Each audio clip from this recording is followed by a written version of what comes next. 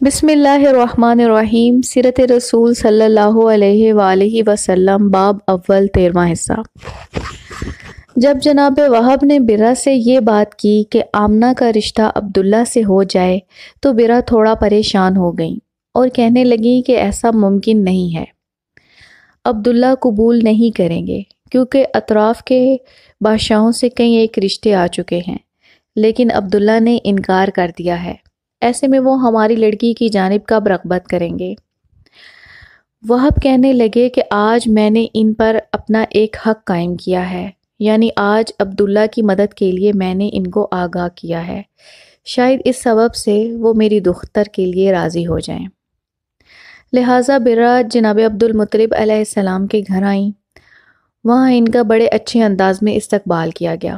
حضرت عبدالمطلب علیہ السلام نے فرمایا کہ آج تمہارے شوہر نے ہم پر جو احسان کیا ہے، ہم اس پر آپ لوگوں کا شکریہ ادا کرتے ہیں۔ اگر کوئی حاجت ہو بیان کرو، ہم سے جو ہو سکے گا کریں گے۔ برا نے کہا، وہب نے مجھ کو آپ کے پاس بھیجا ہے، وہ چاہتے ہیں کہ عبداللہ آمنہ کو عقد میں لے لیں، ہم آمنہ کو ہدیہ قرار دیتے ہیں، ہم چاہتے ہیں کہ نور عبداللہ آمنہ کی طرف منتقل ہو، اس کے علاوہ ہماری کوئی خواہش نہیں۔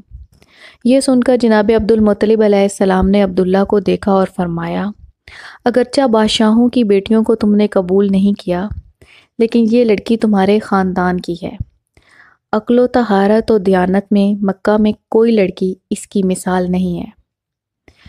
یہ سن کر جناب عبداللہ علیہ السلام خاموش ہو گئے اور آمادگی کا اظہار کیا، تو عبدالمطلب علیہ السلام نے برا سے فرمایا، آپ کی خواہش کو ہم نے منظور کیا ہے اور ہم نے آپ کی دختر کو عبداللہ کے لیے قبول کیا، اور برا خوشی خوشی واپس لوٹی۔ پھر رات کے وقت جناب عبداللہ کو جناب عبدالمطلب وہب کے گھر لے گئے اور اس سلسلہ میں گفتگو شروع کی۔ دفعتاً وہ یہودی جو وہب کے گھر میں قید تھے اس موقع کو غنیمت سمجھے اور رسیاں اور زنجیریں توڑ کر بھاگ کھڑے ہوئے۔ چونکہ ہتھیار ان کے پاس نہیں تھے اس لیے پتھر مارنا شروع کر دیے۔ باعجاز نور رسالت مآب صلی اللہ علیہ وآلہ وسلم وہ پتھر خود انہی کے سر پر پڑنے لگے۔ ادھر عبداللہ نے بھی تلوار نکال لی اور اپنا دفاع کیا۔